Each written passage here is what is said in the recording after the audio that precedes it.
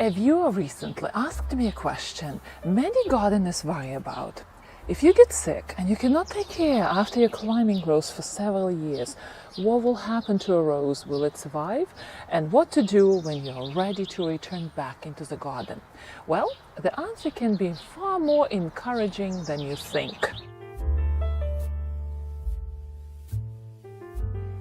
Most gardening advice assumes that life is going according to the plan. We are happy, energetic, healthy, skipping around the garden like rabbits on a green field, right? Well, sometimes family illnesses, disabilities, caregiving tasks, you name it, can move in and gardening is going to the bottom of the list, right? It happened to all of us. So can the climbing rose survive? Can you leave it for several years and then come back to it? And what will happen during those several, 3, 4, 5 years to our climbing rose? Well, that is the fear. But the good news is that climbing roses took care after themselves very well, even before gardeners started to carry their pruning secateurs, right? So what might happen? Let's say you're ill, you cannot take care after your rose for 4 years. What will happen to your rose?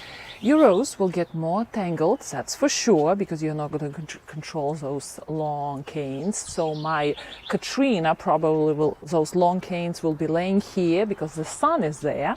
I'm training my Katrina back to go this way, but soon you will see all the long canes. I trained one here, look at this. It wants to go this way, and if I let it go, it will extend all the way there, near the steps of my patio. That's where it will land.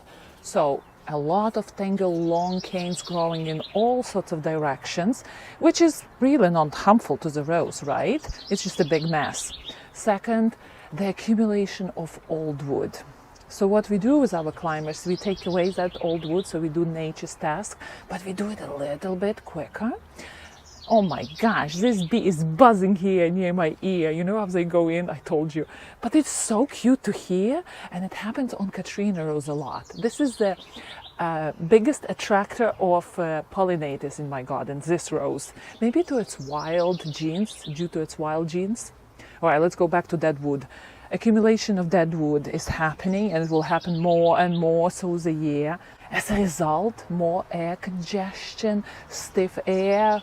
It will be all packed in there, and maybe more diseases will move in if your rose genetically is not strong rose and cannot fight on its own.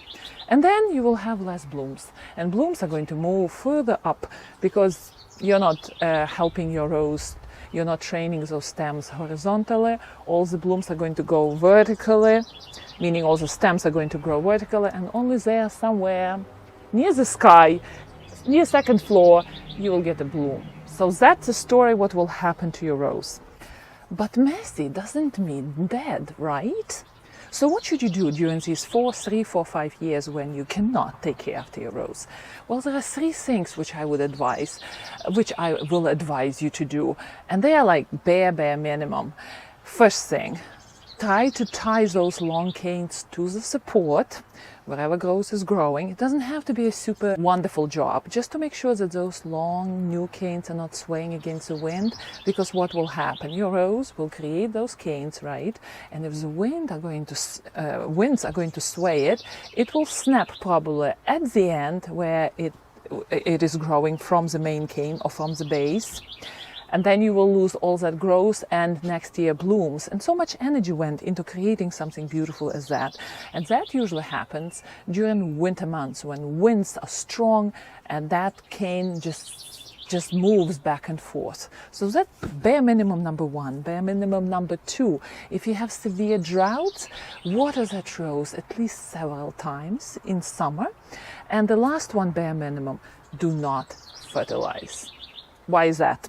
Well, fertilizer brings new growth, new flower potentials, right? But then, because rose is creating so much top growth, it needs so much water and fertilizer in the soil. And if you don't fertilize, rose won't have energy to grow so much or bloom so much, which is fine.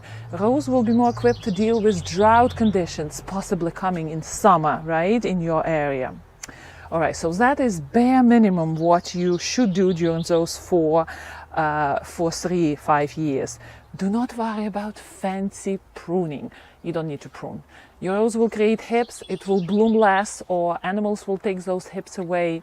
Do not worry about fancy training, training into lateral.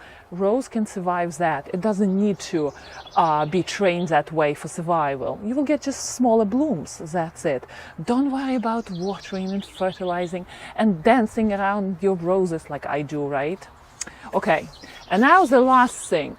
What should be done when you are healthy, strong, diseases in the past, family crisis is over, and you're ready to go back into your garden?